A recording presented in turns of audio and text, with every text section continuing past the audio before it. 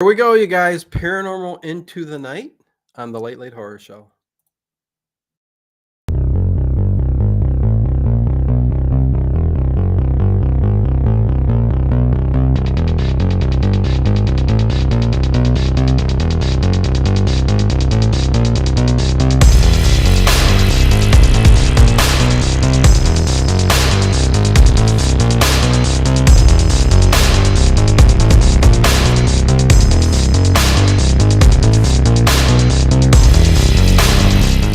Is it just me? Or is it getting crazier out there? It's always getting crazier out there. Everybody, welcome to Paranormal into the Night every Thursday at 8 p.m. Eastern Time on the Late Late Horror Show on YouTube. And hello, everybody in the chat. Edward Stewart is here. Dave Plouffe, arms and legs inside moving video at all times. Wow. Artemis, what is going on? Ginger, good to see you. One girly girl. Harry Scott. McDougal is here. Richard Speaker. Let's see who else is here now. CM just jumped in. JLR hugs as always. Clyde Disney. Sup?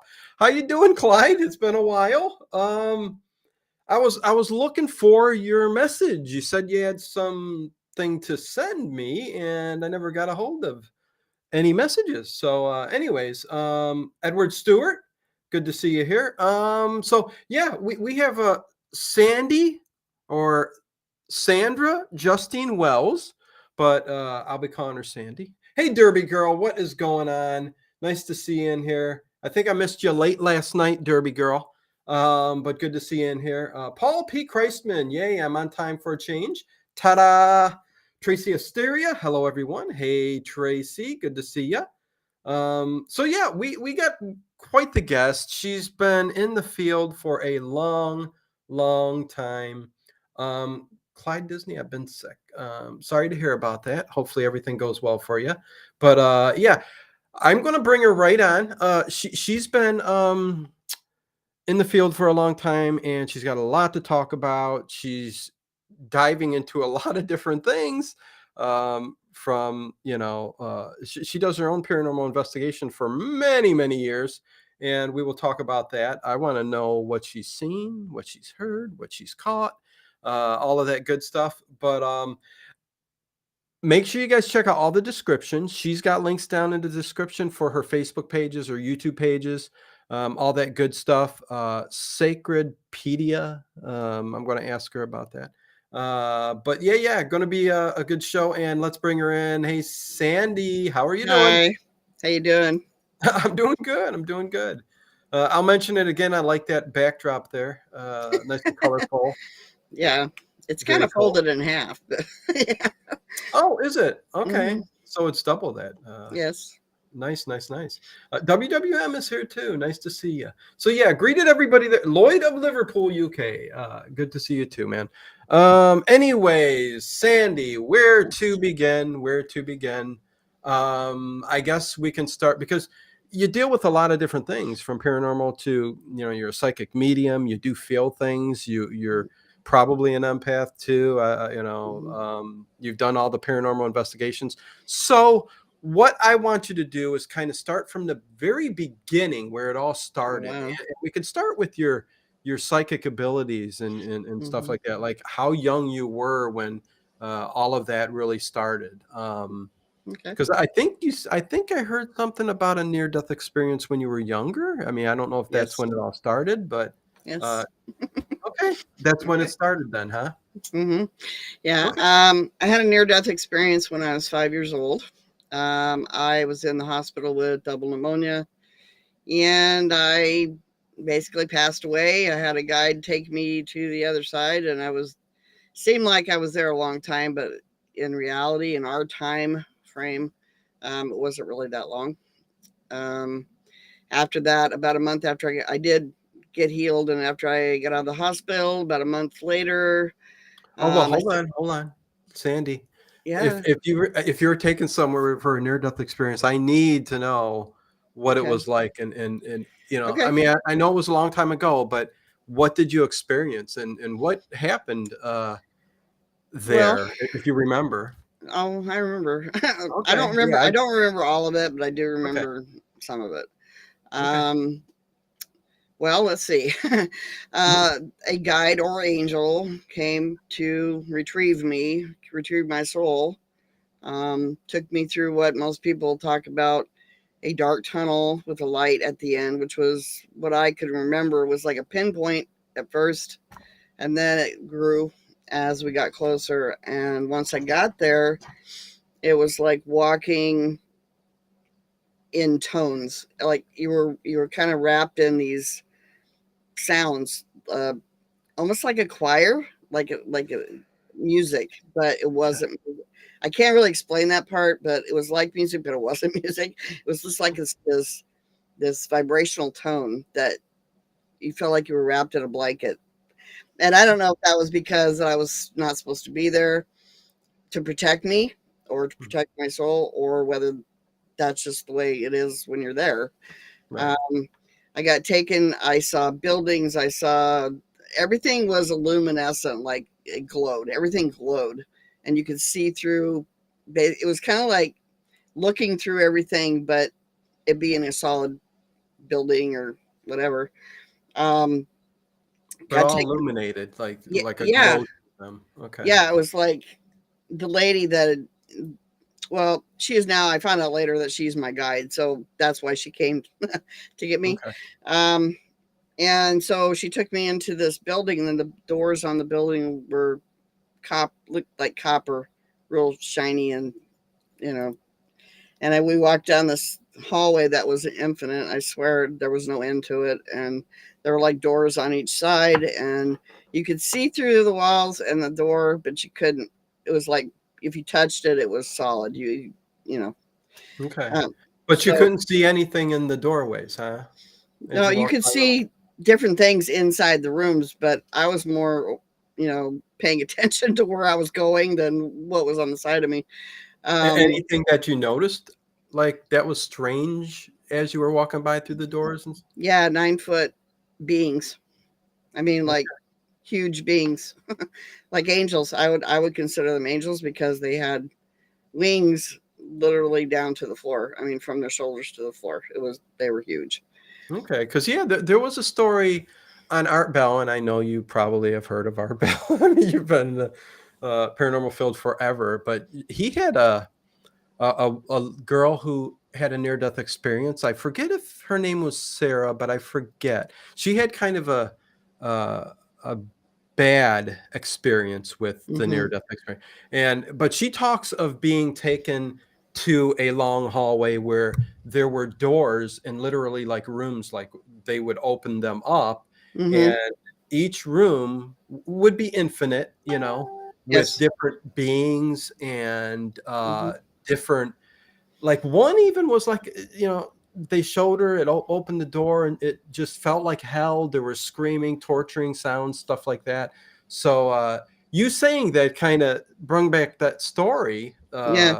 If you remember hearing that from Art Bell or no? No. Okay. Nothing Yeah, like it that. was very interesting because not everybody has a good near death experience. Some people have Right. bad.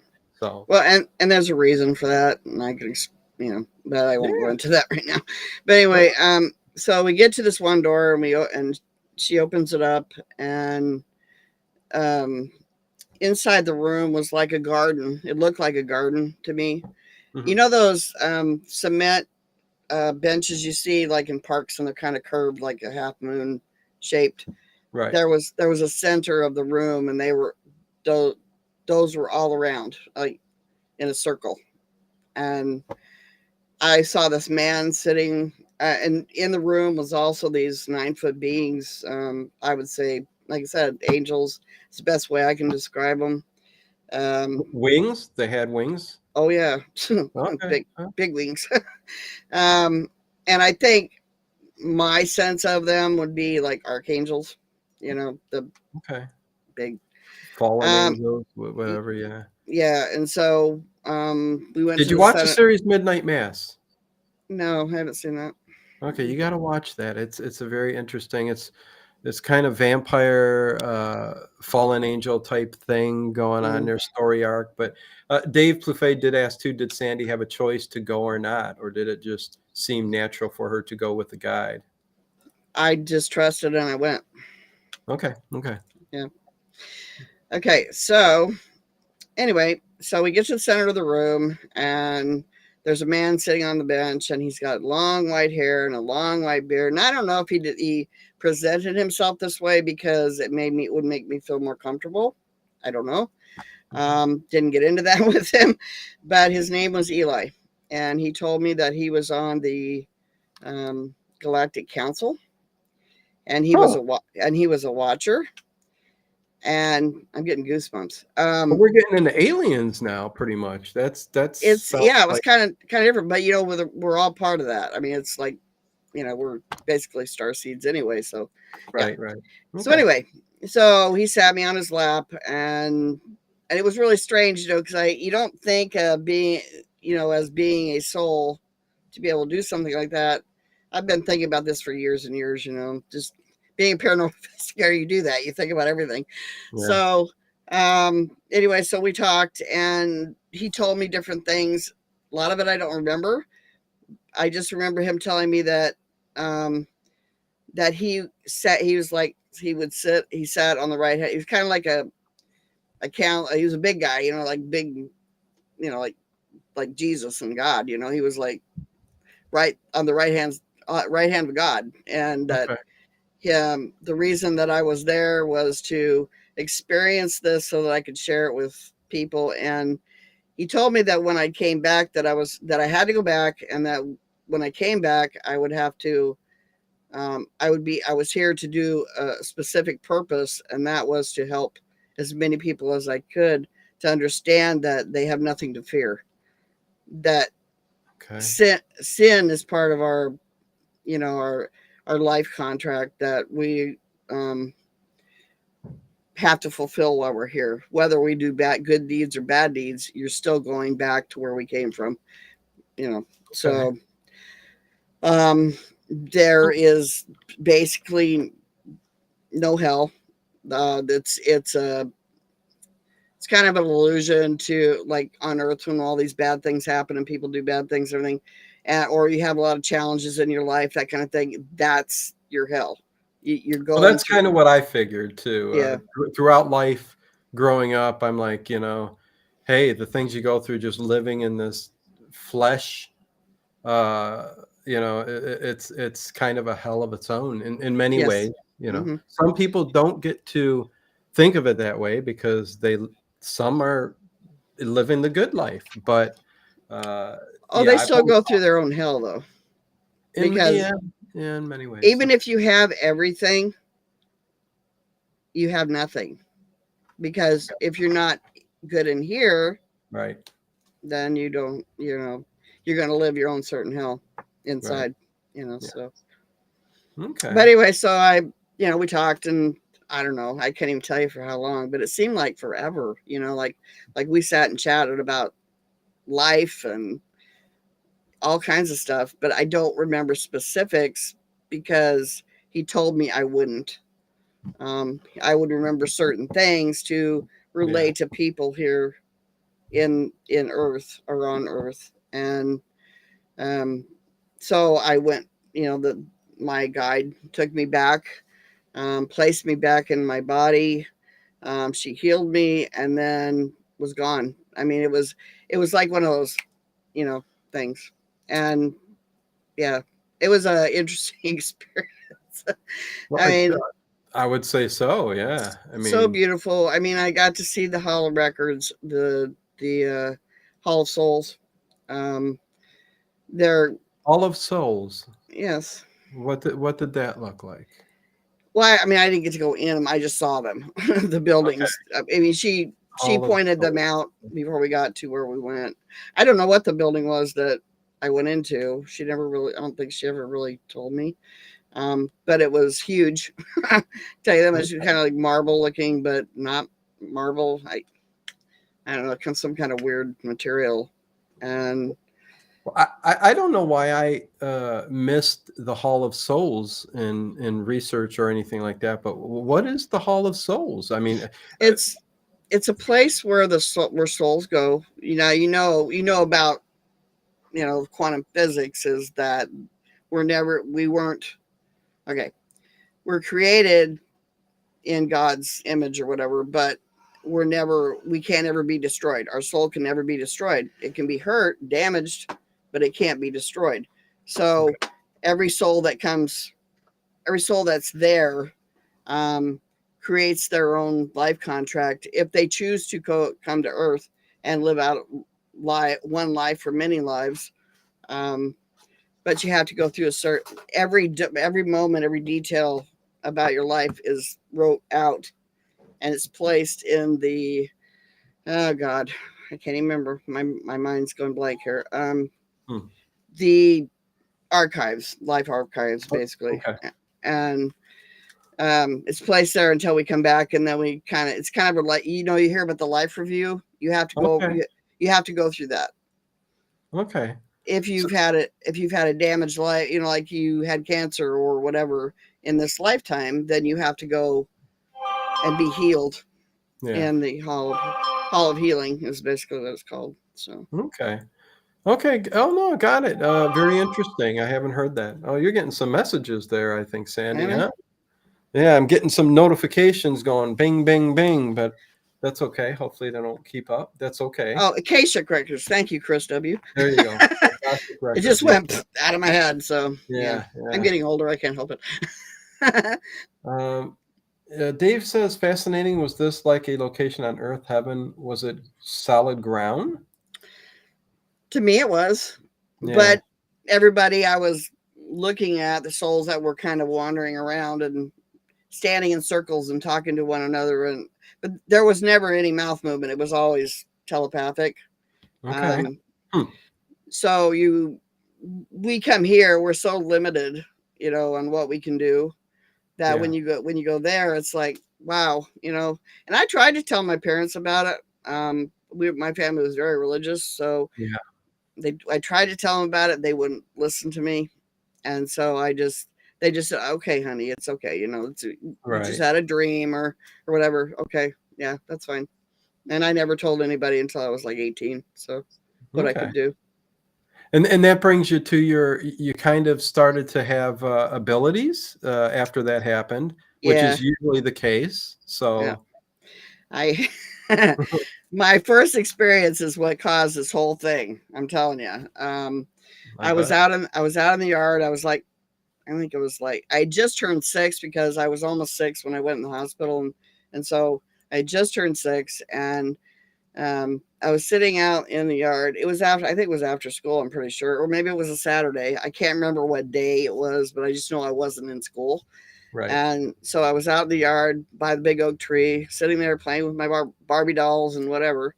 And this old lady walks around the tree and standing in front of me. And I looked up and I said, hello, and because we were always taught, be respectful to your elders. And so she said, and she looked as solid as you and me. I mean, she did not look like no spirit or anything that we think of, anyway. Yeah.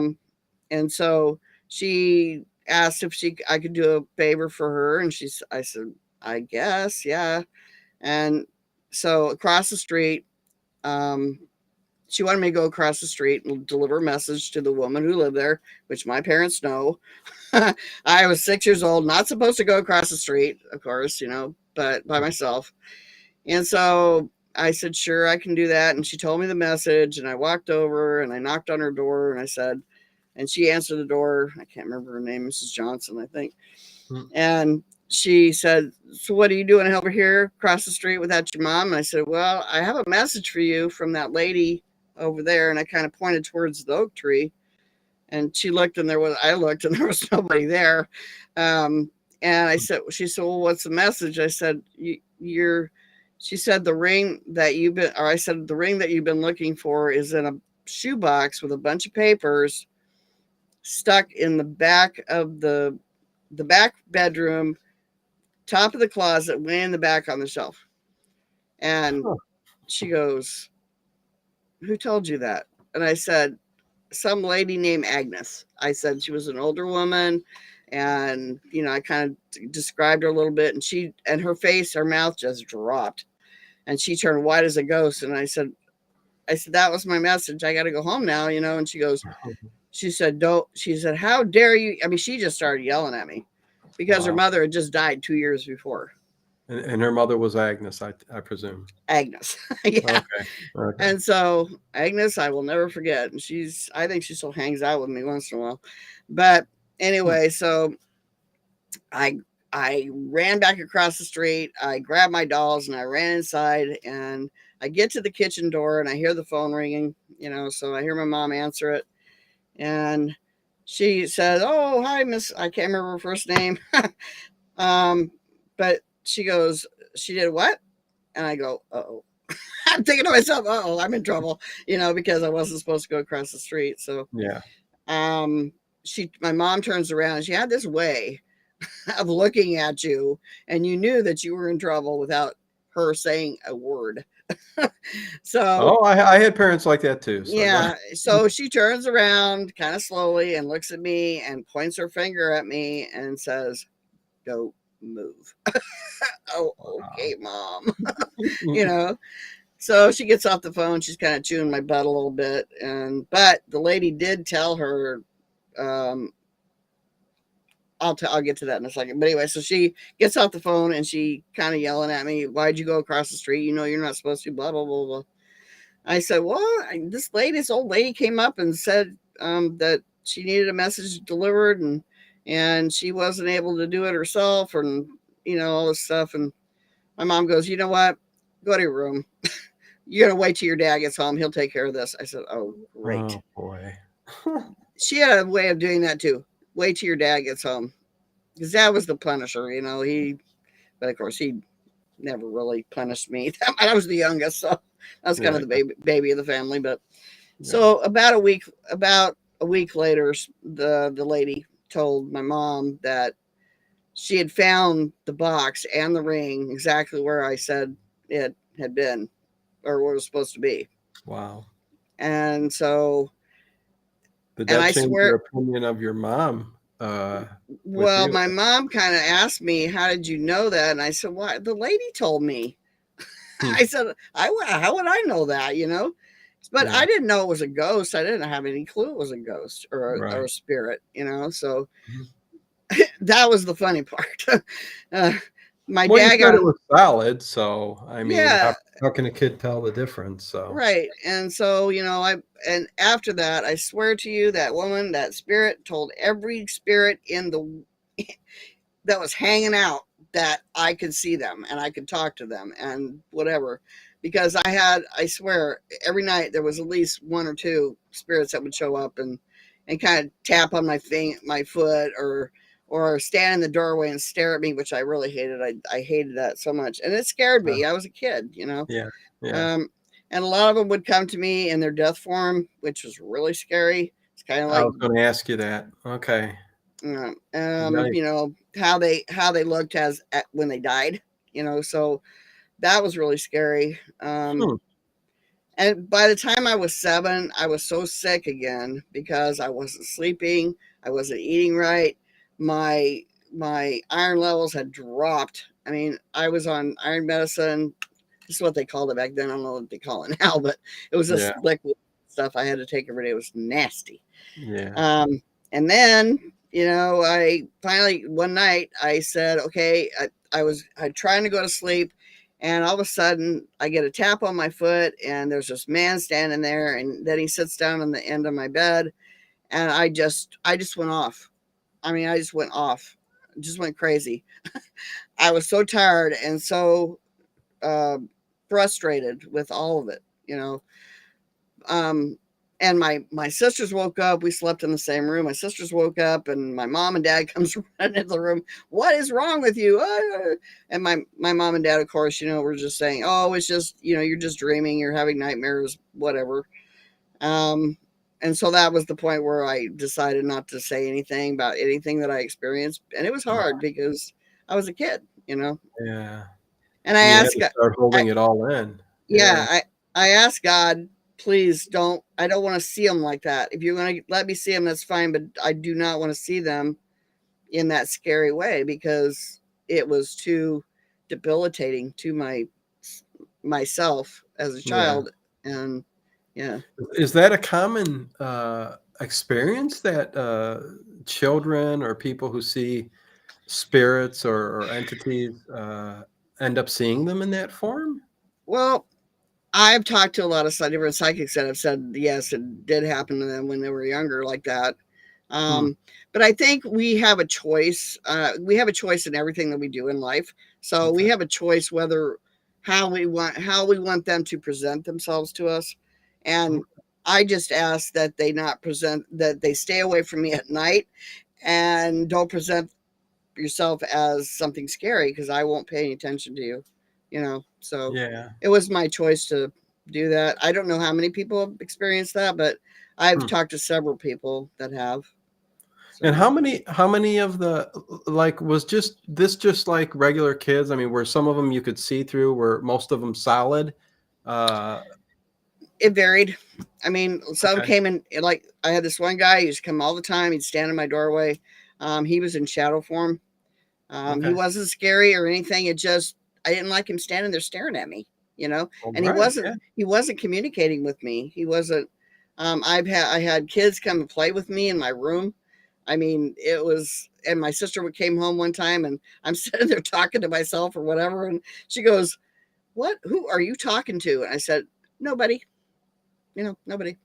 Wow. But he was a little boy who had drowned in Yeah. a lake not too far from where we lived. So Okay. And got a good question from Chris W. sure. She says, Sandra or Sandy, what is the most profound experience you ever had with a spirit? Oh wow. Um, Do any stand out, or do many stand out? there's a lot. I mean, I can tell you one. We were moving from Illinois to Washington State, and where I live now, and there was this little Native American girl that I came across at Yellowstone. Okay. Her people had lived in the area. She was like, I would say probably from the early 1800s or something. Um, she was very young. She was probably about my age, which was about 7 or 8. Okay. And um, she wanted me to help her find her people. And I kind of told her what she needed to do. I didn't know exactly then how to cross over spirits. And Right. so I just kind of told her that she needs to just, look for the light, because that's what I remembered doing, is going into a light, you know. Yeah. Um, and I said, look for that light, and they should be there waiting for you. And because I saw all kinds of spirits. I mean, when we go back to our original form, which is a light being when we get there, but spirits will present themselves as what you remember or what you would be familiar with. Yeah. Yeah. So I think that's kind of scary. That's and again, Art Bell has talked about this many times. You know, the children aspect of all of this. that's, yeah. You know, the young native child who comes up to you and is Hmm. looking for their parents. It's like how long have they been looking for their parents? You know, does time not matter? I know people talk about that too, Yeah, it but doesn't matter to them. yeah, but The but thing, the, the thing they are. is that she lost her family in a battle, and so that's why she wasn't killed. So she was basically on her own with other spirits, but they went their own separate ways. They either crossed or they moved somewhere else or whatever. But yeah, Yeah. um, Wow. but No, that's very interesting for sure. And mhm. this kept going on, or did it slowly go away? I mean, do you see spirits today? Mm, I can, but I don't. I don't focus on it, so usually I don't. I mean, much anymore. I Okay. I more feel their energy and feel who they were, what how they looked. I see them more in vision now than I do actual apparition. I have seen apparitions, yes, but Okay. So it's not just something that you just grew out of. It's just you No. decided you don't want to see them in that form no more. Right. Well, the thing is from the time I was 10 until I was about 21, when I met Russ, I had a really tough life. I lost all my grandparents all within a like 3 or 4 year period. I lost I got married really young to an abusive guy, and then when I left him is when I met Russ, and so From that's there, when, it's history, right? yes, pretty much from the time we met, we were investigating. So Oh, really? So like right around the age of adulthood, like 21 is when you really started getting into doing some paranormal investigations? Okay. So what was your very first investigation? Does it stick out to you oh yeah, or I remember it. It's my first one, of course. I remember it, but you right, know, right. we were living Russ and I were living in Colorado, in Denver, or just outside of Denver in Commerce City.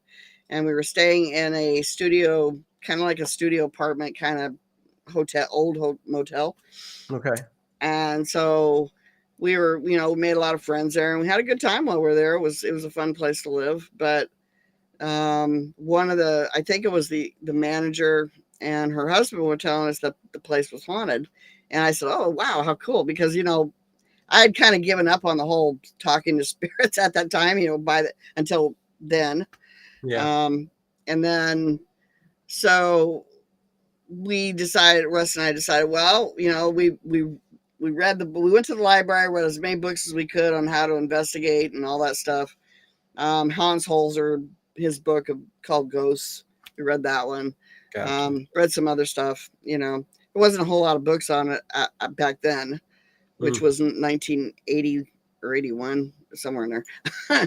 And so we did that, and then we bought a camera. We bought a desktop cassette recorder and player. We bought some earphones, and what else do we get? Like a camera that they don't have with the film. I can't think what they're called, but yeah, not a camera, but a video camera, and it was like a Super 8. Yeah, well, kind of. They were 8mm, but they weren't in a cassette like we were using, but they were the tape. Okay. So, Okay. Yeah. Okay, so we used up. School. Yeah. And we went up. Okay, the main building was a flat roof, and everybody used to go up there and party and watch the sun go down behind the Rockies, which is really cool. If you have never done it, you should do it. Yeah.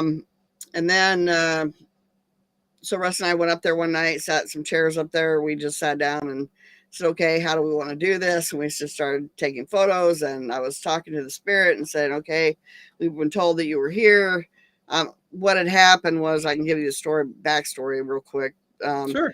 He had been up there partying with friends. He was young. He's probably, I think they said he was like 22.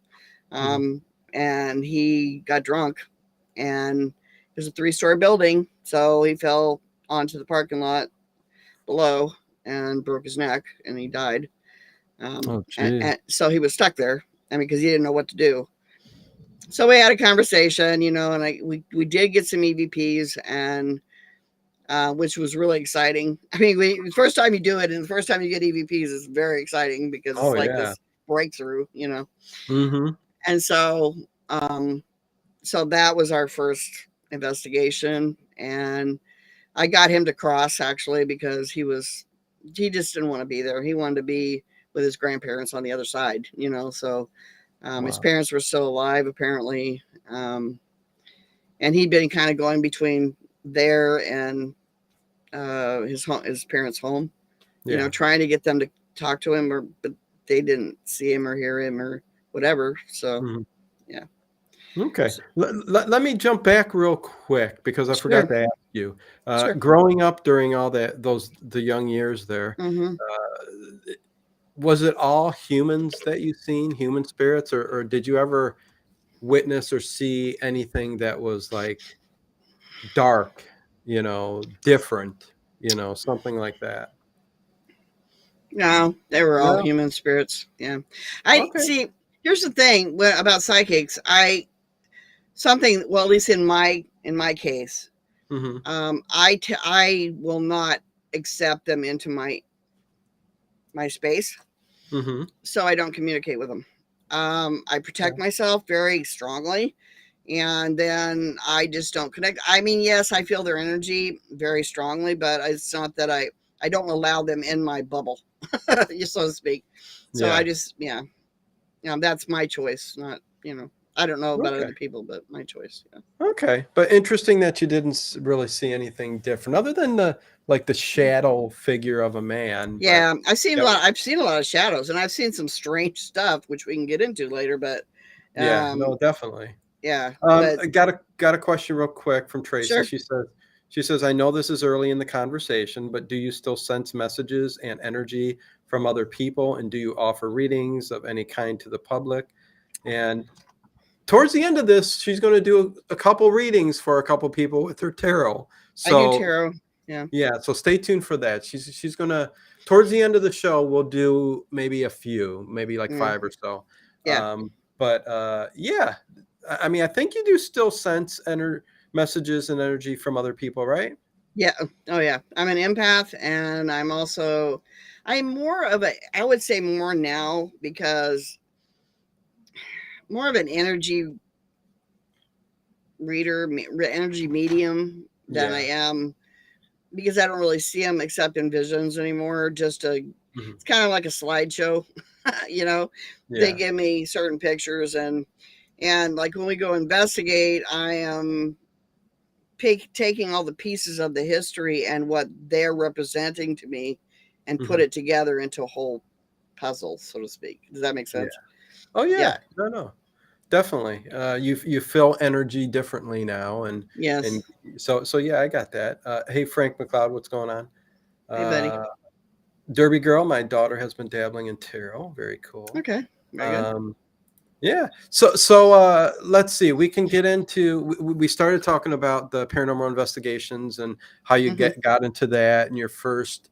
Any other ones that stand out as a boy? I'm sure you've got plenty over these years, but You mean spirits, or do you mean investigations? paranormal investigations, let's see. I wrote this down because I know you had a good experience at Devil's Tower.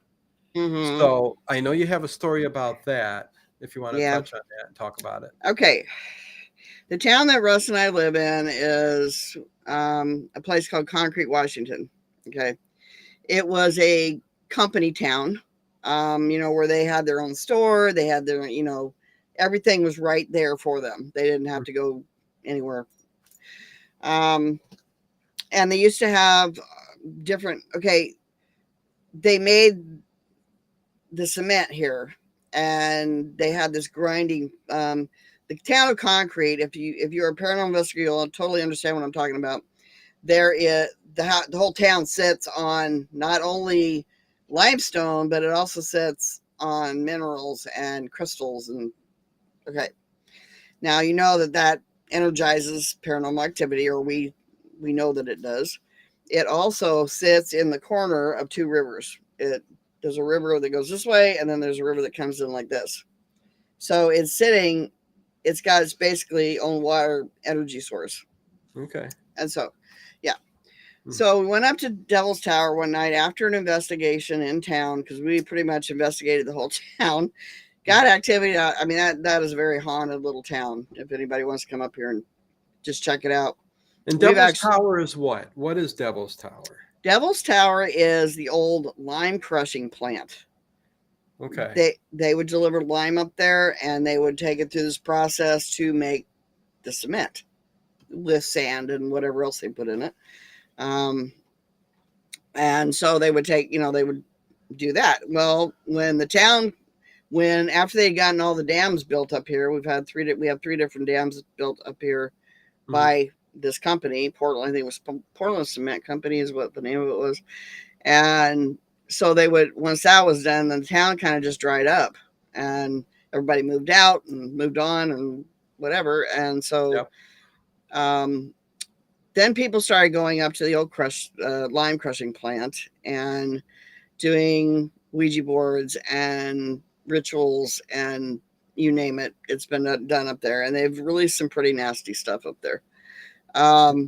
So one night after we did an investigation at a friend's sandwich shop in town, we went up to Devil's Tower because we had never been there yet at that time.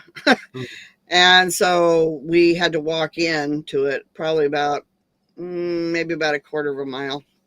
Okay. And it's a big old cement building with holes in the floor. And if you're not really careful, you're going to fall through, and it's going to be a nasty situation.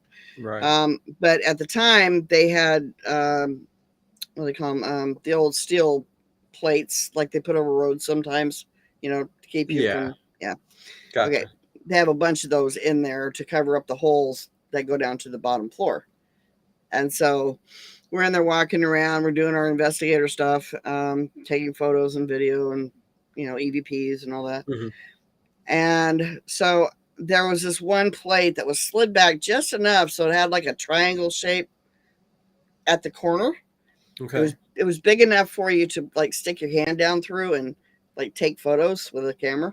Okay. And so that's what I was doing. I was using like a little point and shoot. And so I got this overwhelming feeling of danger, which I don't usually get that often, but when it come in that strong, I stood up and I said, guys, we have to go. And they're going, we just got here. I said, I know we just got here. We have to go now. Something is going to happen. And they learned to trust my feelings when I got something. I don't usually say that because I'm not usually afraid of anything. I get surprised, but I'm not afraid of it. Yeah. And so they said, okay, so we're all starting to walk back, and Russ knows me better than anybody. And when he heard me say that, he's walking in the back of us because it was like 4 ladies and then like 2 kids with us, which I didn't really like, but Val was babysitting them that night, the lady we investigated for. So anyway, so we're starting to walk back, and you could hear something to the side of us walking through the leaves in the trees. Mm-hmm. And so we're slowly walking back, and Russ and another guy are standing in the back shining lights into the woods, because a lot of times if you do that, you'll keep the animals at bay, basically. Right. Like if it's a bear or a cougar, whatever. Because we got a lot of those up here. Okay. And so we get about halfway back, and Russ is shining it was a big spotlight, and he shines it into the woods, and he sees 2 red eyes. Okay. And it stood at about the 8-foot level. I mean, then that was not, I mean, it was flat ground. That's tall. And so I got this vision of this being, tall, skinny, his arms looked like branches and legs, and this kind of bulbous head.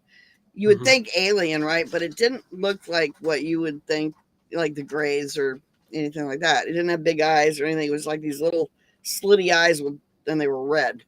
Yeah. Excuse me. So red eyes are always bad, I think. Yeah. Maybe. I don't know. Yeah. I mean, I'll get to what I was going to say earlier, yeah. But anyway, so we get in the cars, and we thought, okay, we're done with this, so we drive back down to town, which is about a half a mile down a gravel road. And so we go across the bridge where there's like this one bridge that's dedicated to this guy that built it. I don't know. And so we turn the corner, and we were heading back to Main Street. And right as we turn the corner, there's this big black wolf-like dog looking thing walking down the sidewalk. Well, we're driving by really slow. It's staring at us. We're staring at it, So we get up to the stop sign, we take a right, and we do a U-turn so we can look back towards where it's coming from. And excuse me, by that time it was sitting right in front of the fire station at the end of the street. And just sitting there staring at us. And so we get out of the cars, and we're so in awe of this thing. What is this thing? It's got this big hump on its back.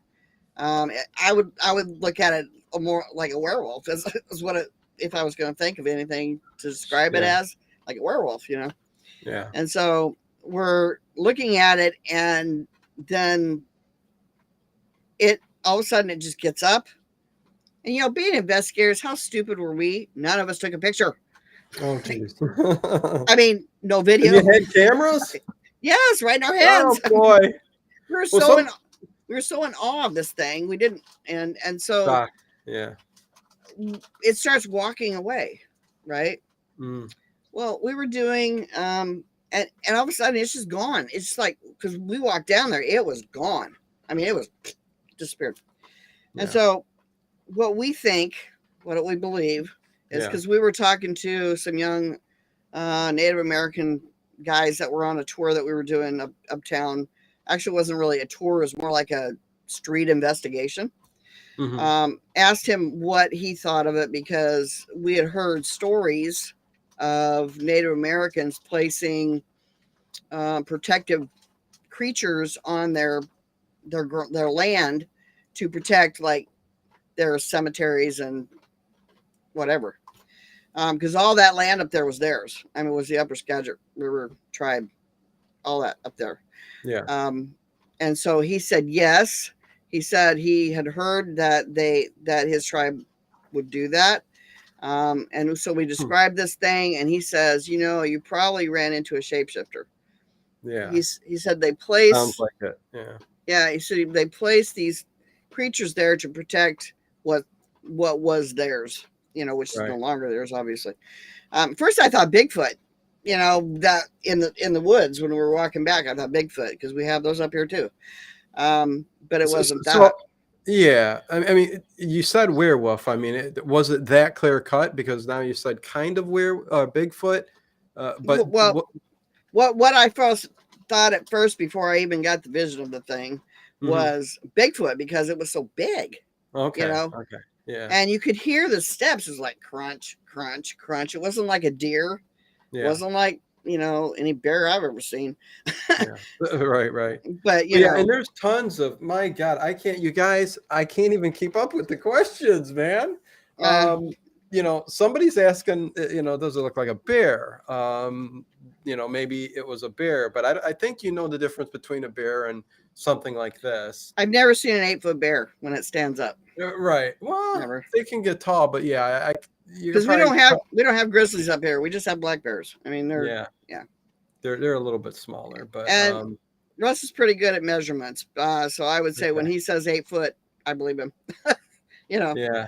So no, shapeshifter, skinwalker, I can see that. There's been plenty of stories, you know, going many years with it. So, but somebody else had another question, and it's kind of we're shifting really quick. A Ouija board question. If I can find it real quick.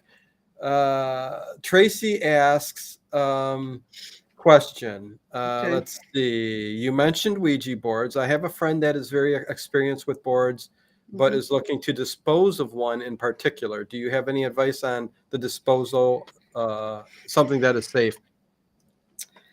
Well, I can give you an experience from that will give you an idea where I come from on the Ouija board subject. First of all, Ouija boards, I feel, are not evil. They are no different than any tool we use as a paranormal investigator, as like, because as soon as you open up that communication with a voice recorder, or a video camera, or anything, you're opening up a gateway to the other side. Okay. Amen. Thank you for saying that. I feel the same exact way. People have had some very bad experiences with Ouija boards. But again, it's just a tool. It's not a specific instrument to summon demons and the devil. No. Any instrument can be used for that purpose, or you know. So yeah, it's good to hear you say that. But go on. Actually, I can show it to you. Hang on a minute. I use this in my practice. I don't know if you can see it or not. It's like a Ouija board, but it's not a Ouija board. It is a spirit board.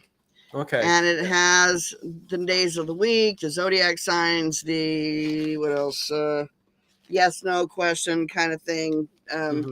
Has the days of the week, the months, and it has the regular letters on it like you would use on a Ouija board. Okay. I use it all the time. So I'm not an activist for Ouija boards for people who do not know how to use them. Right. Right. I'm very much Well, against it. as well with anything, if you're going out paranormal investigating and stuff Right. too, you gotta Mhm. you gotta think that you may come home with something. Who knows? You just got to know what you're in for. That's all. But she was wondering if do you believe so. I take it you probably don't believe in burying it, burning it, doing a special ritual to get rid of a Ouija board, which is basically just a board. My sister-in-law gave my sister an Ouija board, and at the time she didn't know what she was doing, obviously, and so she opened it up, and then when she tried to burn it, and there was some really nasty sounds that came out of that board. It freaked me out, even, and because I'd Really? never heard that before. Yeah, like pig squealing. That's what it sounded like. Wow. Okay. And so I said, the best thing for you to do is don't damage it. Hopefully it's in good shape. Go to an antique store, give it to them. Okay, there you go. Yeah, yeah. Mm-hmm. That's some good advice. Yeah, because if you try to burn it or destroy it, it's not gonna. Because once you open up that plane, okay, once you open it up, you're stuck with it. So you just get rid of it, and then have somebody that knows what they're doing, a psychic or somebody, a shaman, whatever, have them come and bless your house and get rid of whatever's there, because you more than likely have an attachment now. Yeah, no, I hear you. I have my own experience, but I've talked about that on past shows. Right. So you wouldn't. I think we've talked about it enough. Then the Ouija board. No special things. No Ask me whatever you special. want. Well, no special things to like burn it or ritual to get rid of it or nothing like that. So I think we answered that. Another place you've investigated that caught my interest was the Seattle Underground, which is a very unique place to investigate. Very unique. Very unique. Yeah. What kind of experience you have there? Well, I actually caught an apparition picture there. Okay. We had a couple of the tour guides with us when we investigated. It was late at night. It was probably 10 or 11 o'clock at night when we actually went down there, because they had just got done with tours for the night. So we went down there and we went into what I feel is the main section, that's the most haunted part. And I was telling Russ about that when we got done with the tour. We actually took the tour because I had never been on it, and it was interesting. Because me and Russ are history nuts, and we love history. So, so anyway, we get into the one section where there's an old bank front, like a teller window, that kind of thing. And they said it's very haunted. They say people see, like a guy standing around there or whatever. I didn't see that, but we did get a lot of EVPs. We got there's this one side room that you have to kind of walk back a little bit to get to, and there's a bathroom back there, like an old public bathroom. And so something they had put in after the early days, whatever. I don't know why they put it there, but it was there. Anyway, so we got a ghost there. His name was Barry. He was homeless. He was a drug addict, and he was stuck there. And his, like I said, his name was Barry. So, one of the psychics that were with us that night, I didn't hear it or anything, but she did. She heard horse hooves, walking. Okay. Yeah. On the cobblestone streets. Yeah, I mean, well, the original Seattle was put on the tide flats, and every time the tide would come in, the toilets would back up. Yeah. That's why they built it up higher, like it is. Yeah, like it is now. So, very cool. It was a very cool place to investigate. The only thing you had to watch out for, and as paranormal investigators, we pay attention to everything. Yeah. And so, right above where the tours take place are these glass windows, I guess, and they're in the stuck into the sidewalk above. And so when you hear something, you literally have to stop and listen, if people are walking across up there or they're having a conversation, whatever, because you're going to think you're getting something else that is not really there. But it is very haunted down there. Just let you know. No. So how about your most haunted experience? Where was that? Oh my God. You guys asked that. See, people ask me that question. I'm like, oh, come on. I've done like thousands and thousands of investigations. Okay. Let's see. Okay. One of my favorite places, because I just love Montana, is the old Montana prison. It's a museum now. Okay. The one and only place that Russ got attacked was at that prison. Wow. It was built probably in the late 1800s, I think, if I remember right. And it has all kinds of buildings there. You can go. There's a cell block there. It's got like 4 tiers of cells in it. Russ was on the second level, walking with one of our teammates. Okay. And they got towards the end, and Russ started getting that because he's very intuitive too. So okay. Which makes it good because it goes someplace if we both pick up on separately, both pick up on the same thing. Yeah. Yeah. And so anyway, so he gets towards the end and he walks into the cell. I don't know, it was like 2 or 3 cells from the end. And he walks in and he goes, we have a recording of it. I feel you, buddy. And all of a sudden you hear this smack, and then he goes flying up against the wall. Wow. Yeah, it literally. So that was a physical attack. Yeah. Yeah, and that's the first time it ever happened. He was ready to quit. He had never had that experience before.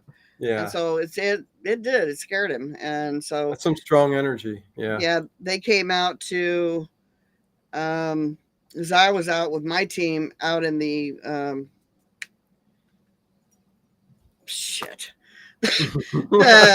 maximum security. Sorry. Okay. Gotcha. It was 2 different things. First, it was the women's prison, and then it was the maximum security later.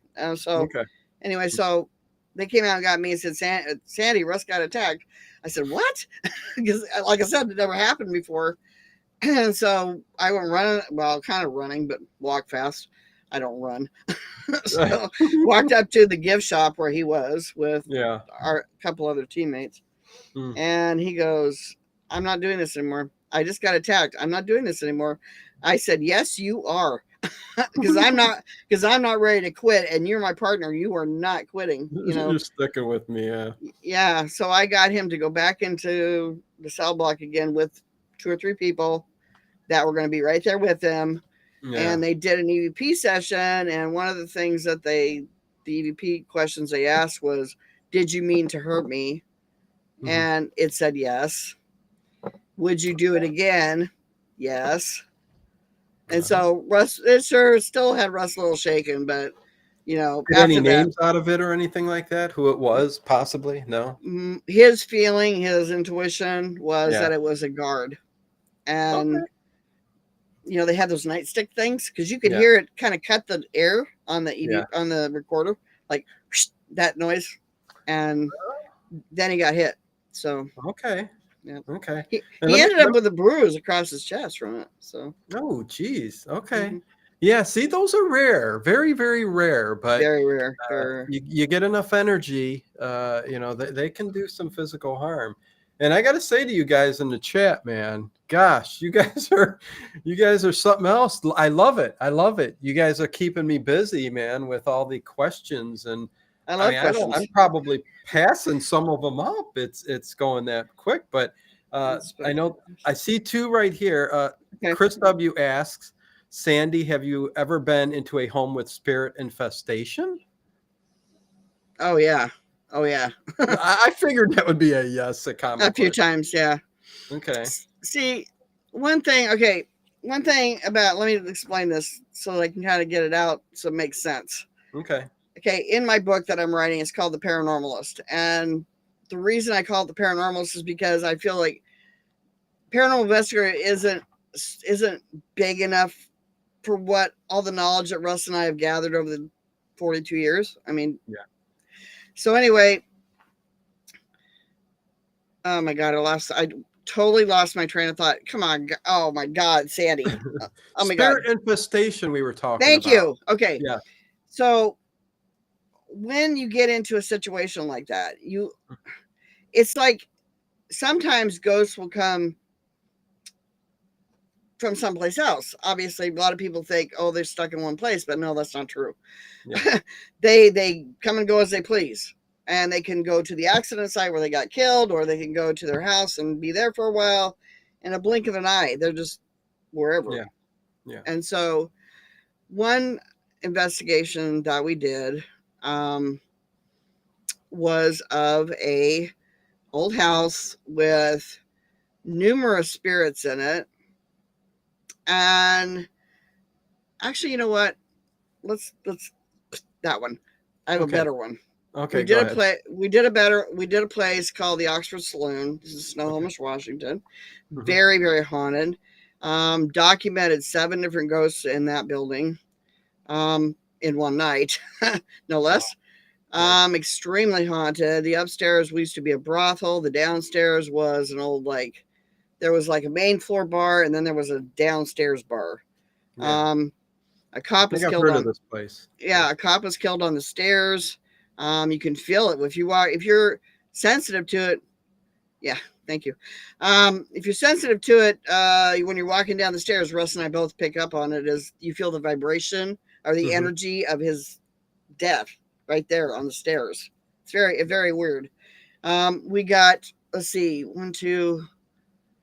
we got 2 different apparition pictures in the building. No, actually 3. And they all happened in the basement bar. The first one, there used to be a lady by the name of Billy that owned it was a tavern at that time. And she loved music, right? Yeah. And every time she would sit next to the stage where they still play, have music on the weekends. She would sit there, and her portrait was always behind the stage on the wall. Well, the new owner that came in moved it to over by the bar, and the picture kept flying off the wall and about 10 feet away from the wall and crashing on the floor. He had to replace. I think he told me he had to replace the frame 5 times, and the glass. Yeah. And so, out of that place, that is my ultimate. Besides the Montana prison, yeah, that place is my favorite place I've ever investigated, because the ghosts were so interactive. Right. I mean, so many things going on. Yeah. Oh my God. And the EVPs we got, and the interaction, tried to put keys. We were upstairs, tried to put keys in the door to open the doors. There's 6 rooms up there and a bathroom. And the keys kept getting knocked out of my hand. Jeez. Once we got about to the 3rd door, we didn't know this till later, but because we didn't listen to them real time at that moment. Yeah, we should have.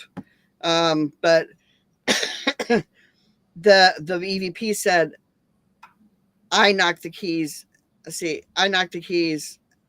to my damn room, or out of your hand. It's my damn room, or something like that. Yeah. So, okay. Yeah. Well, see, those are the places that you want to go to as a paranormal investigator. Yeah. Lots of activity and lots of stuff going on. We got another question from Dave Buffet. He says, has Sandy ever been to Sedona, Arizona? I found that location as the most spiritual, with the mountains, river, and the crystals being sold everywhere.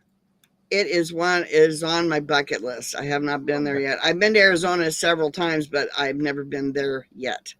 Okay. Very good. Not many, but there's 1 or 2 spots. Yeah, there's oh my God. Let me catch up, you guys. I'm probably passing up a lot of stuff. I do apologize, guys. But anyways, heck, I haven't even gotten, Sandy. We're an hour in now, and I haven't even gotten to half of what I wanted to talk to you. There's a straw cross story. Is that something you want to tell us about real quick too? The what? Straw cross. Oh, story? The straw cross. Oh yeah. Yeah, I can tell you that. Yeah, I'm curious about that. So yeah. Okay. Well, it's going in my book, so I'm not going to give you all the details, but I'll tell you.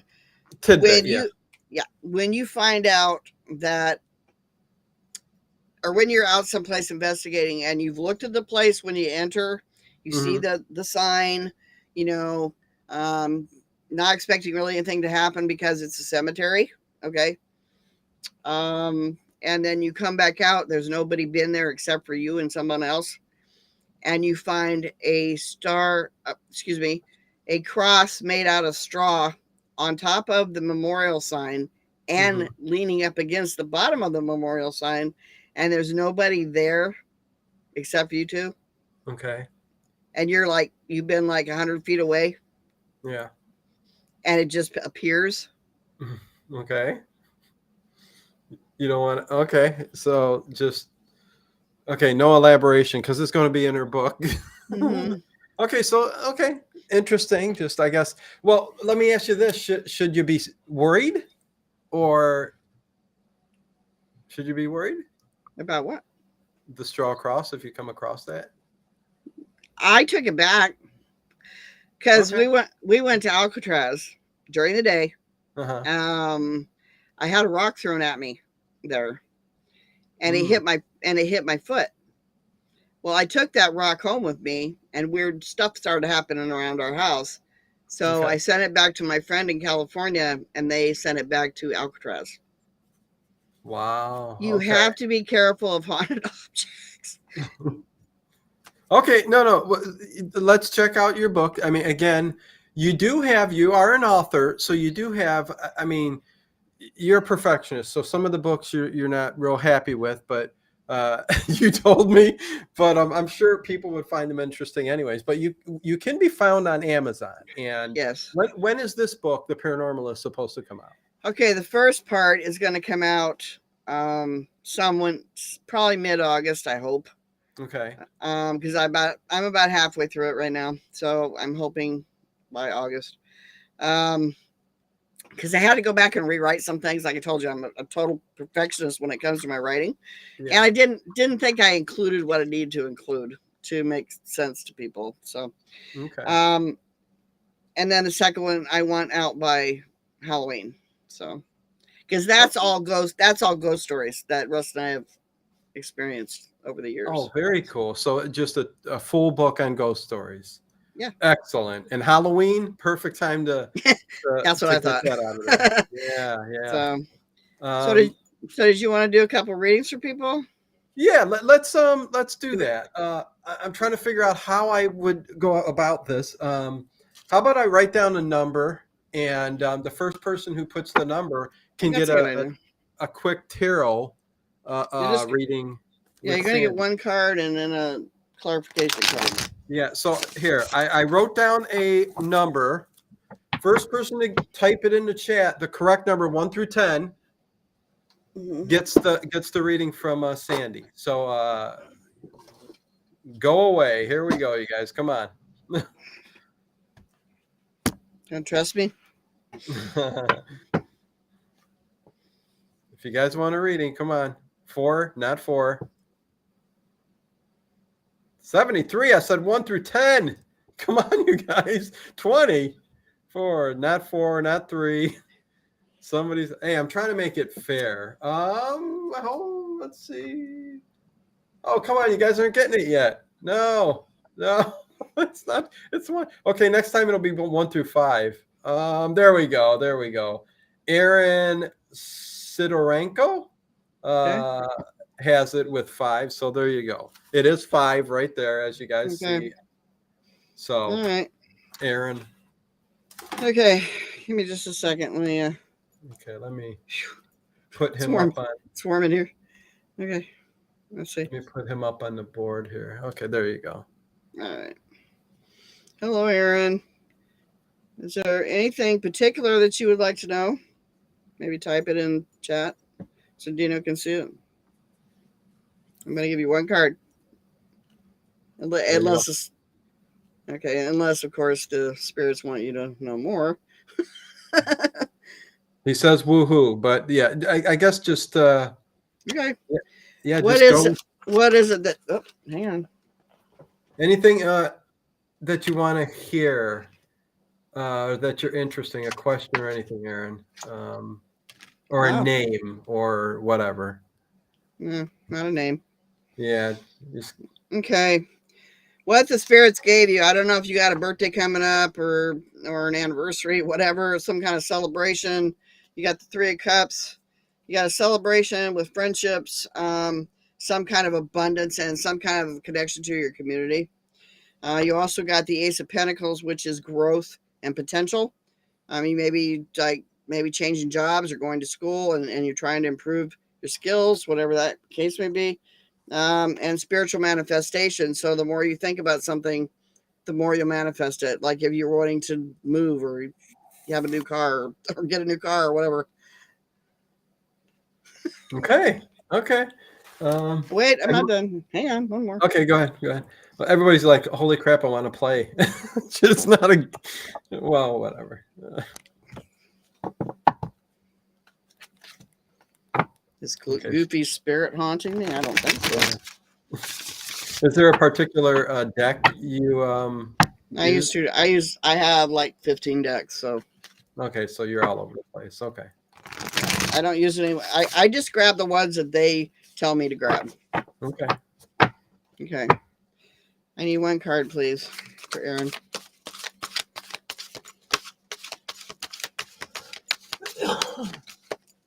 I'm just gonna pull these up. They gave me two.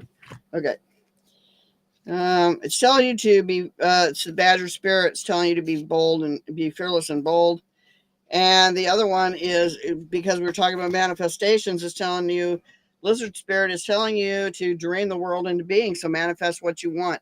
You have the power to do that. Very good. Awesome. Yeah. Okay, so next one, I'll make it easier. 1 through 5. First person to get the number that I got on the paper, 1 through 5, gets to ask a question, kind of, if you wanted to. Mm-hmm. Great. Now I want to go to LA and Vegas, says Dave Plouffe. Just to let you guys know, I do private readings, if you wanted to know that. Okay. And best place to get a hold of you? On Messenger and Facebook is the easiest way to get a hold of me. Okay. Oh God. 1 through 5 and nobody got it yet. Let's see. Okay, there we go. Derby Girl. Derby Girl got it first. It is 2. Okay. Right there, as you see, I wrote down Derby Girl. So Derby Girl. Hi, Derby Girl. Let's see. You got a question, Derby Girl? Anything you want to know, kind of? You're welcome, Aaron. Let's see. She may put some. Sign me up for the private readings. Well, get a hold of her on Facebook. Yeah, you have to get a hold of me. I'll never remember. Dave Plouffe just put the link to your Facebook page. So there you go. Thank you. Oh, by the way, that's Sacredopedia, and the reason I called it that is because it's like I'm kind of like an encyclopedia about metaphysical stuff. So there you go. Okay. Yeah. Derby Girl says, I want to know about my second-born son. Okay. What is it that Derby Girl? Oh, hang on. They're throwing cards at me. That's a good thing. Can he forgive me? She says. Okay. What is it Derby Girl needs to know about her second son? Gosh darn it. Hang on, guys. I dropped They're flying all over the place. Yeah, they're wanting to speak to Derby Girl is what they're doing. Yes. You need to come get a reading from me, I think. Okay, sorry. All right. Now, sometimes, let me explain about how tarot works, okay? I am just a vessel, okay? And they give me what they think you need to know, not always what you want to know. That's why personal readings are so important, okay? Yeah. Because when I'm doing general readings, they give you what they think you need to know. So, in that gesture, they're saying the Queen of Wands, which has to do with ambition and confidence. It also has to do with attraction, and being attractive and successful and a self-assured leader. So, yeah. Okay. The second card is drive and passion, expression and proposals, swift communication. Okay. Basically, they're trying to. This may have to do with your career or what you're doing right now. Maybe you're thinking about getting something going, like a project or a new business or whatever the case may be. They're telling you the things that you need to do to make it all come into fruition for you. So Okay. that they're just telling you that, you know, So be nothing. aggressive, be proposals, you know, all kinds of stuff. It's actually very powerful cards. Let me see what the animals have to say for you. Which Yeah, is because she asked for will her son, like, can he forgive her? Like, she's really asking kind of a question like that. If well, it shows anywhere in the cards. it probably will now that I have a question. Okay. Yeah. Oh, I thought yeah. Okay. Okay, hang Yeah. on just a second. Let me. It's her second born son, and she's asking, can he forgive me? Okay. She does say, damn, that connects. So what you just said is Mhm. you know. Yeah. Okay, so Derby Girl needs to know if her and her son will start speaking again. Oh, whoa. Holy moly. It flew out of there. Do you see that? Yes, I did. Okay. Okay. Two of Wands is telling you that there needs to be some kind of careful planning to make it come together, make you and your son come together. Okay. There's some calculated risks in this, that it could go the wrong way if you don't do it just right. All right. The second card is the Ace of Pentacles, and they're telling you that there's growth and potential in this situation. That it's possible, but like I said, it has to be planned out really good, so that there's no hurt feelings. Okay. Also, manifest what you want. Think about what you want, because when you start thinking about what you don't want, you're going to get that. If you start thinking about what you do want, that's what you're going to get. And then the last card is the Ace of Wands, or excuse me, Ace of Swords. And you need to get mental clarity about it, about the planning part. Also, divine truth.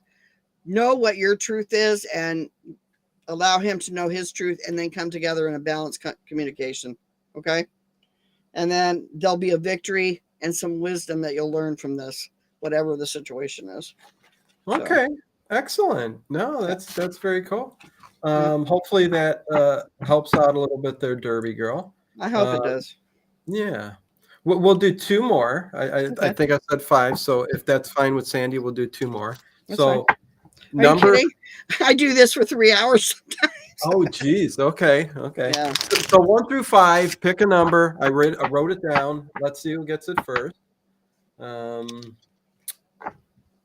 What a beautiful reading. Thank you, Chris W. Derby Girl says, okay, thanks. So it does, she said. So, very cool. Okay, here we go. Connie Clary. Here we go. She's under her dad's phone. It says Tim Clary, but it's Connie Clary. Connie. It was 3. She got it first, so right there. So yep, Connie Clary. Do you have a question, Connie, or just do you want her to just read? Do you want a general read, or do you want to ask a question? Because I will gladly try to answer the question for you. Yeah. So like I said, I'm just a vessel. Don't shoot the messenger. Yep. Oh no. Hey, that's I mean, that's the hard part about all of this. You know what I mean? That not everything that comes through is positive. I mean, that's right. It is what it is. She said general. You're welcome. General? Okay. Yeah, general. I'm sorry. What was her name again? Connie Clary. Okay. Is there any messages for Connie tonight? Oh. Okay. Let's just do one more. Holy moly. The spirits are very active tonight. Connie, you were supposed to be here tonight, just like Derby Girl. Yeah. Okay, the first card is the 2 of Cups, and it is telling. Wait, what's this? The 2 of Cups, and it's telling you. It's maybe some kind of romance or something coming together where you're going to be connecting with someone. That will be like your soul family or soul kin, or maybe a true twin flame. It's going to be this bond that you're going to get with this person is unbreakable once it happens, or if it already has happened. Maybe you're already in a relationship. It will be unbreakable. Okay. The next card is the 8 of Wands. Another 8 of Wands. This is really interesting. Which has to do with divine or drive and passion, expression and proposals. And swift communication could mean if you are in a relationship right now, you could be getting married. Oh boy, yeah, Connie, get married. could Anyways, be an engagement thing or whatever. This all seems to be that way. Okay, the Page of Cups, which is about intuition. It's also about love messages. So I'm telling you, there's something going on. You're either going to be rekindling a relationship you're in right now, or you're going to be getting a new one. listen to that, Connie. Huh? Very, very clear. Okay. Wow. And then the Five of Cups. Okay, this is talking about something about loss and despair. I don't know if you've lost somebody, or say you were in a friendship or something and it didn't work out, but you're still grieving over the loss. It could be a sacrifice and change. You decided to change something, so that's why you're coming. They're showing me this new relationship in the works, maybe. And the healing of old wounds means it's time for you to let go of old things and start healing yourself so that you can, and they are going to give you this, okay? This new relationship. Interesting. Whether that's a new friendship or a new relationship, rekindling something that you already have. It could be any of those things. And could be the love or relationship with the Late Horror Show and Paranormal Tonight here. Could be. I don't know. And then you got then you got Wasp Spirit, and it's telling you sometimes life stings, and it does. So that's what it's talking about here, loss and grief and all that stuff, because you have to get over that so that you have something brighter and better and more positive in your life. You need that. They're saying you need that. So okay, well, very good. We're very good. One more. We will do one more. 1 through 5. I got it written down already. First person to do it, and she'll give you a read. Yeah, hopefully that was interesting for you, Connie. Somebody said in the thing about her losing a friend recently. Oh, really, yeah. Connie? Yeah. Oh, yeah. How did I miss that? Well, sorry to hear that. Edward Stewart. Oh, he said, okay. Interesting. You're welcome, Tim. I like keeping up the chat too. I'm sorry. Oh, look at this. Dave Buffet got it first. This is like trivia. I have trivia nights too, so I got to make sure I get the right person. Dave Plouffe, it is one right here. So, does he have got a question, Dave? You got a question, or do you just want to do a general? Woo. Yeah, let us know. Damn. Damn it. they didn't get it. So. Oh, just to let you guys know, I do readings on my Sacredopedia by Sasa page usually every Monday night. So if you want to come over there and get a reading, you can. Do you do that live? Yes. Okay. Very good. I didn't know that. Yes. Just a general read, Dave, or anything in particular? Should I move out of California? Jeez, I don't even have to pull a card to tell you. Oh, geez. I hope that's a joke, Dave. I hope that's a joke. But do you really want her to go with that? Well, let's find out. Sometimes they'll tell me if you're moving or not. I don't know. Okay. Well, okay, what is it the Dave Plouffe needs to know? Whoa, Russ. Can you grab that? It flew way across the room. So that, to me, that's telling you you got movement. Something. Okay. It's something to do with. Hang on, I want to get another card to do this. Oh. Well, when they flip over, at least it didn't fly that way. Yeah. Okay. This could be about moving. Okay. Now, Dave, I don't know if you're having problems with your boss, or you have a business or something, or you have somebody that that seems to think that they can put their thumb down on you, because we're looking at intense and fiery energy, a boss, a leader, an alpha energy, somebody that is over you at your work or whatever. Yeah. See the fire right there? They're causing you issues. That's what they're trying to tell you. The other card is the Nine of Pentacles, which means independence, self-sufficiency, and material security. So maybe you're not happy at your job and you want to go do something else. I would say that has something to do with moving. Let's just pull one more card. Will he be moving? I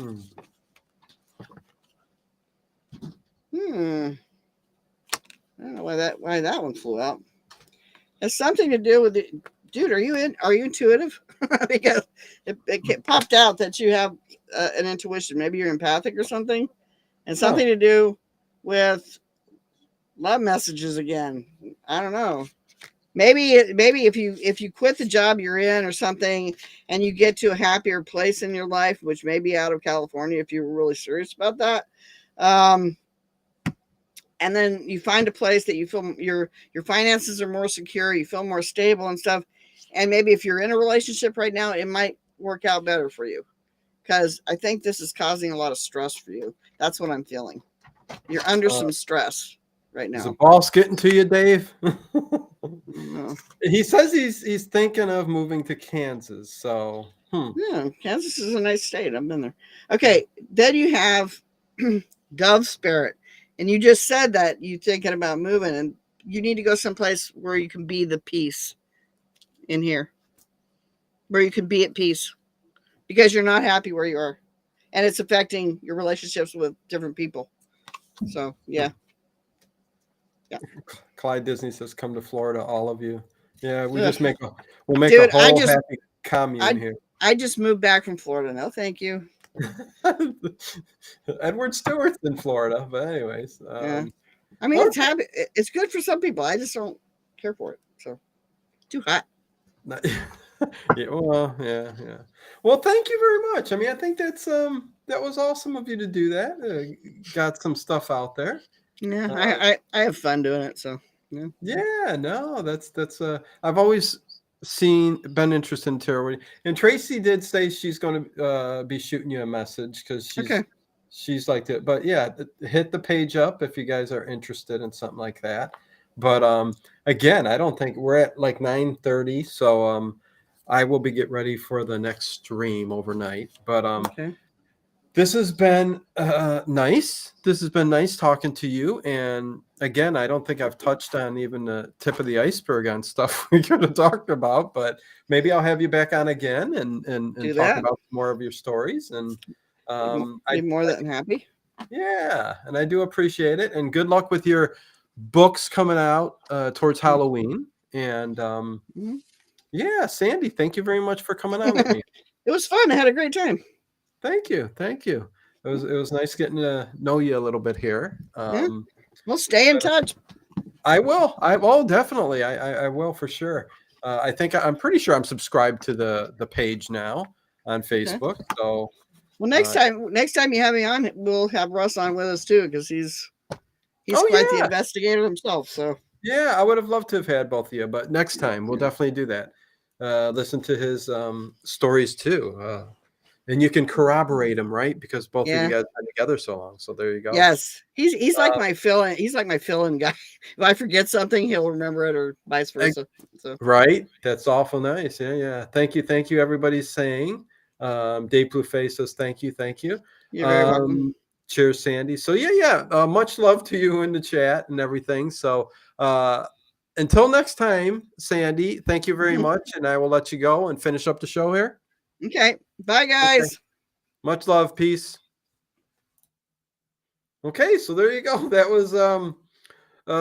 was Sandra Justine Wells, but she goes by Sandy. So there you go.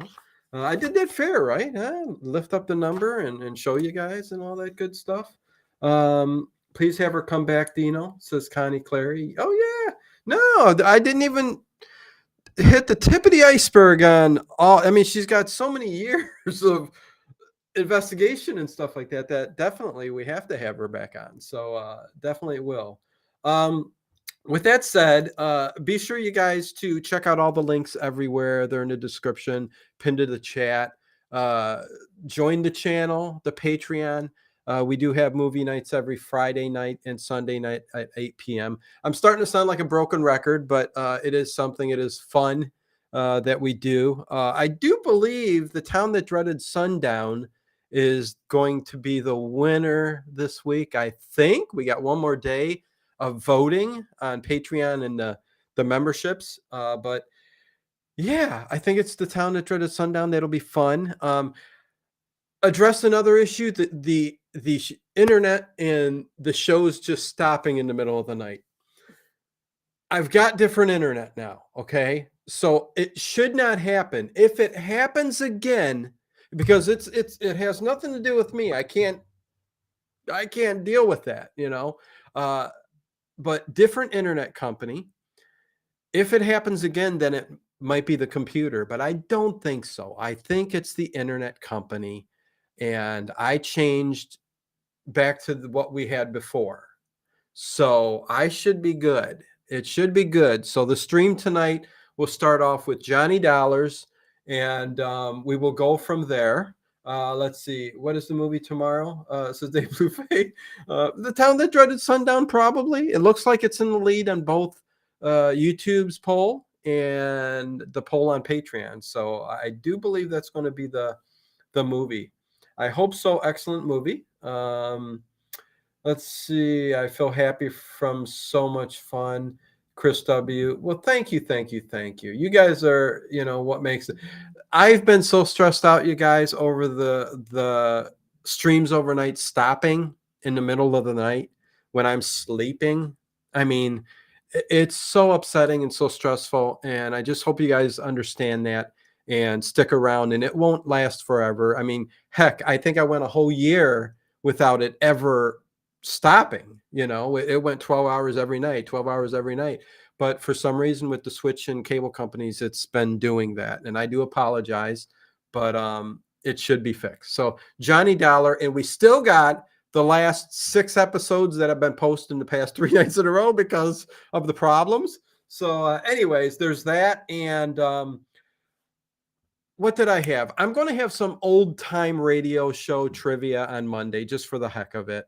I think that would be fun.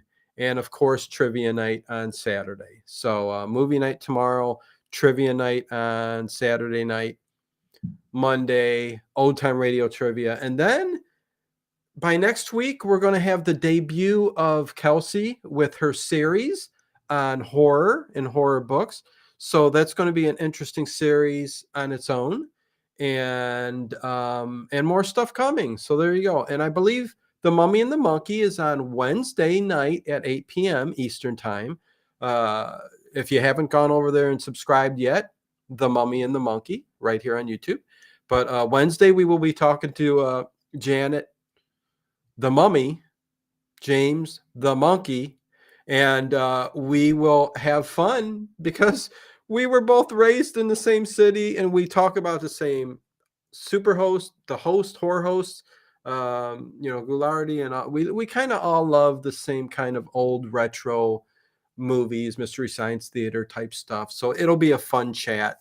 Who the heck knows? We may even talk candy. Who knows? But let's see. Dino, we all understand. Love you. Yeah, it's been tough. Oh, Dark Shadows trivia. Edward Stewart. Yes.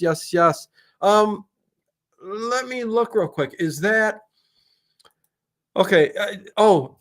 And what's his name passed away today? James Caan, dead at 82. The God, well, no, he was in Godfather. But anyways, rest in peace, James Caan. Such a legend, such an icon in the film industry. So yes, I'm just looking real quick to see the lineup, just so I know really quick. I'm getting there. Sorry, guys, taking me a minute. But well, this Saturday is The Evil of Frankenstein. Hammer Horror, 1964. The Evil of Frankenstein. So that'll be trivia night for Saturday. Then Dino's big pre-show before the big show. Old Time Radio trivia night on Monday. Then Wednesday. And then next Thursday, Paranormal, we will have Tom Conwell. And you can get ready for UFO talk. So that will be that. And then the following Saturday will be the Dark Shadows trivia. And then we should get to me and Ted with a movie review. So there you go. So yeah, with that said, Black Rose 750 rollerball. What? What's going on there? Let's see. Did I miss something by Dave Flufay? Nope. You do a tremendous lot on this channel. It's a wonderful channel. Thank you, Chris W. Thank you all. Thank you all. I really, yes, Misery, Edward Stewart.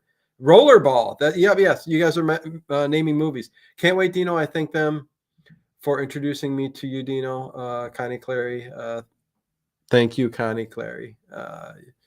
It's so nice to have marathon on Sunday. Harry Scott, for Patreon members and channel members, there will be a marathon on Sunday. It will be probably Three Stooges. I'm going to try to pick the horror Three Stooges out for fun, late horror show. But they will be Three Stooges marathon for a movie marathon on Sunday, and I think it'll start around 4 p.m. So there'll be a ton of Three Stooges on Sunday night for Patreons, and you can join for as little as $1, okay, on Patreon. So, and everybody gets access to the movie nights and everything like that. So there you go. Anyways, James Caan was rollerball. Yeah, I got to see that again. Yeah, that was a good one. But anyways, much love to you guys, each and every one of you. Thank you guys all for understanding. Today was something else with everything, but it's all good. And I will see you guys overnight for the stream, starting that up.